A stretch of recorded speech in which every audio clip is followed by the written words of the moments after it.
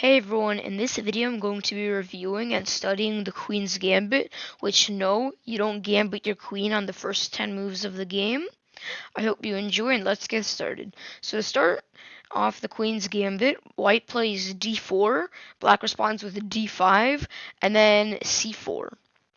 And this is already technically the Queen's Gambit. Now in this video I'll be reviewing the Queen's Gambit as black, as white, accepted variation, and not accepted. And in a not accepted version, I'll be explaining a lot of defenses of black and what white we should respond with. So first, just explaining what the Queen's Gambit is about. If takes, then white should play something like e4. And notice that white already controls much of the center, these four squares, and is going to win back the pawn pretty soon. And let's say that white tries to develop a knight. Sure, he develops a knight, but we develop our bishop, um, take a pawn back, and we control more of the center. So white's just winning here. And if white tries to defend the pawn, which technically the only move is either b5 or bishop e6, and bishop e6, then we just go d5, leeches. Then we just go d5, blocking out the bishop for it to go back. Then we just take, still control the center, and we're up one development piece. And this bishop's stronger right here than this bishop right here. Or bishop right here, definitely. So, and then if b5, then we can already start throwing moves like a4. And we're trying to remove the defender of this pawn. So obviously if takes, then we can just take. Or we could just take this. Either options work. This is probably a better option because the pawn still can't be defended, and we attack the pawn with two attackers. But if we take with the bishop first, then this pawn can be defended. Although we have two attackers, and we lose a rook for a bishop, which is a bad exchange for white. And if they try to defend with something like this, and we just take and it's pinned. If c6, then takes, we can develop a knight. And if they try to defend the pawn again, then we can take, and again it's pinned. Like this. So we're winning back the pawn pretty much no matter what. And a nice trap that they can fall into, but it only works if you play e3, not e4, and I'll show why later. So if white plays e3, again black tries to defend. We throw a4, and they go pawn c6 trying to defend it. Takes. We don't try to develop the knight this time. Queen e or f3, and simply the rook is attacked and there's no pawn to block. The only thing there is to block is the knight, the bishop, and the queen, which all three of those variations you lose a piece. Usually you'd find the knight because it's technically the least valuable out of the three in this position, and then you just block with bishop, defending the rook, and the queen's kind of has to go back and drop a development piece, but they're still down a piece technically. So that's a nice trap. But it only worked against, like, I'm assuming 1800s and below, because this is just a very pretty rare setup for, I mean, like 1800s and above. And so yeah, it's just a little opening trap that black can fall into. And if black doesn't accept, which there are many variations where black doesn't accept, let's say that they go, I don't know, a natural move right here, then right here, and white does not want to take pretty much ever until later in the game when it just, like, why not, where it's not positionally bad. It's only it's only good to take eventually when you get into specific lines like takes right here. But there is a line actually, if after, let's say, they played something like this, or actually not right there. Let's say like right here, King's Indian. I mean, they wouldn't do that usually, but let's say they do. The only reason you would take is development or in the opening at least, development and principles like exceed importance than just an opening. Like usually it looks just weird to take if you're trying to play solid, but theoretically then you just go right here, he has to go knight back, and we control the center. We can even go pawn up, but then we let him go back. But usually what you want to do is something like this or right here. So that's the only really line that you take. Then let's keep going right here. Let's say right here, right here. Oh no, no, not bishop f5. Not that. Oh boy, no, not bishop f5. Let's say then I don't know. Right here. Then right here, right here. And then there's a very aggressive move, queen c2, which then castles right here. And actually, no, I misdid a move. Actually, instead of this, you go bishop g5 right away. But let's say that, let's say that I didn't miscount it. Then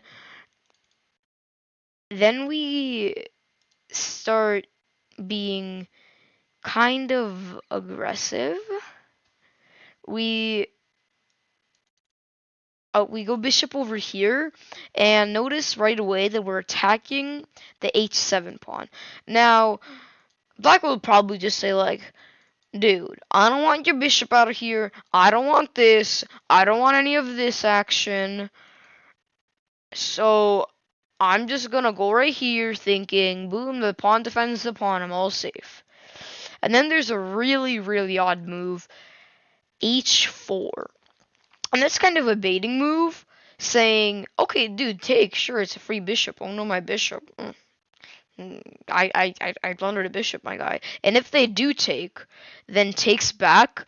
And notice that the queen and the rook are targeting h7 and have mate in 1 if the knight goes away. So the knight is the only thing stopping that square. But the knight is currently under attack by the pawn.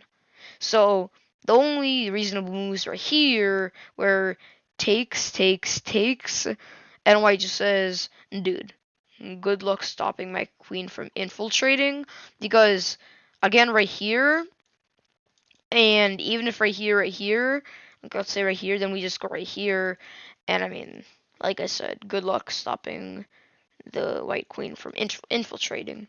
So that's only one of the ways you can try to be aggressive with this. And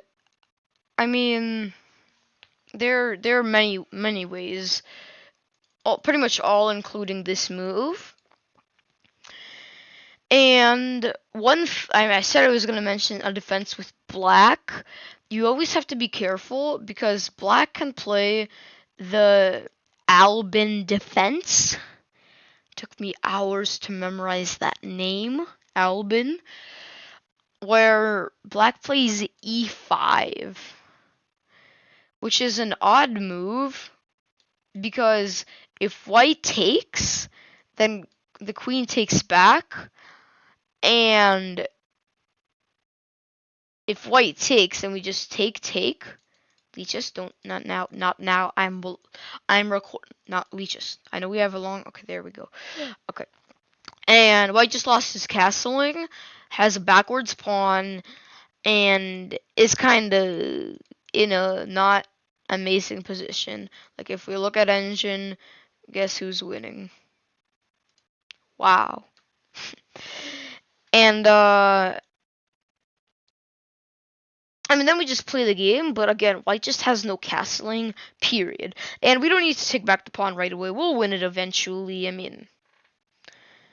Like, with the pawn being right here, and considering pawns can't go backwards, this pawn is gonna fall. Like, period. And so, if white does something like takes, then black can just play pawn d4 and kind of infiltrate with his pawn. And if knight f3 trying to be like, dude, I just have knight f3. I can attack your pawn again and defend my pawn again. What are you gonna do against that? Pawn e4, and black is completely winning here.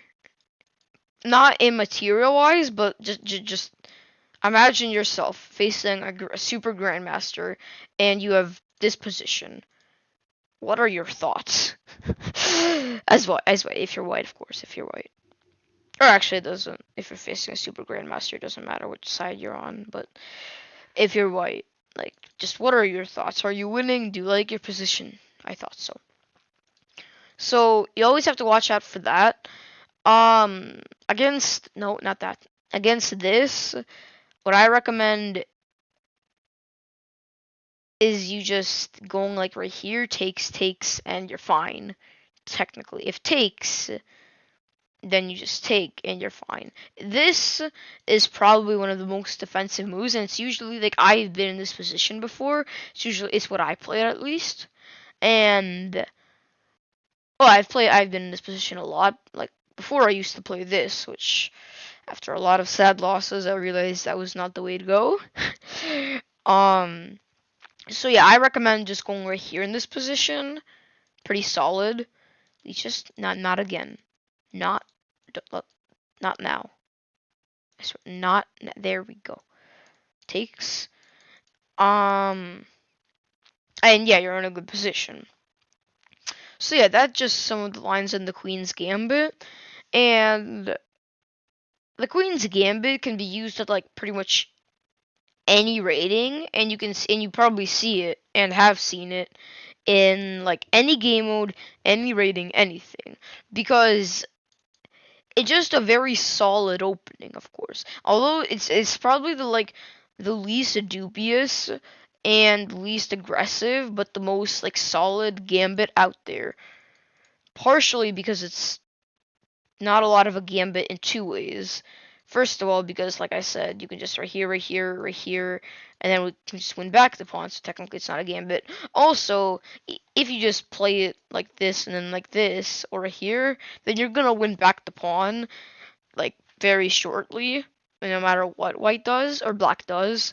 So again, it's not much of a gambit because you're gonna get back the pawn that you just lost. And yeah, hope you enjoyed my little review here, guys. And I'll see you in the next one. Peace out.